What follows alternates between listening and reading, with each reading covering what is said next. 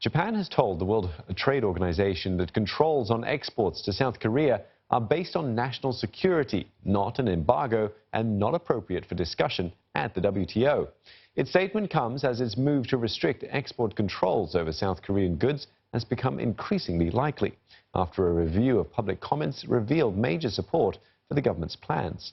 The Trade Ministry said it received over 10,000 responses from the public, with most of them supporting a decision to remove South Korea from a so-called white list of countries that benefit from minimum trade restrictions. Earlier this month, Japan tightened curbs on the exporting of high-tech materials to South Korea that are used for making memory chips and display panels. Tech giants, including Samsung and SK Hynix, would see its supply chain directly affected.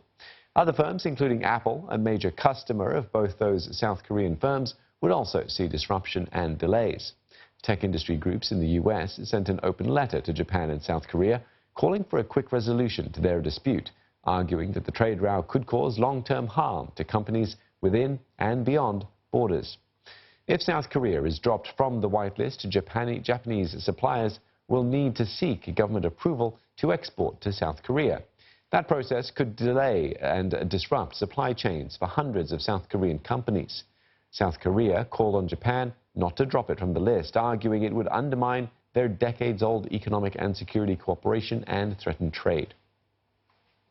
한국을 화이트리스트 국가에서 제외하는 것은 국제 규범에 어긋나며 글로벌 가치 사슬과 자유무역에 심각한 부정적 영향이 우려됩니다. South Korean stocks traded lower, with the Kospi down 0.9%. SK Hynix and Samsung down sharply lower. Samsung in the red by 1.5%, while Samsung Electronics tracking even lower and losing almost 2%.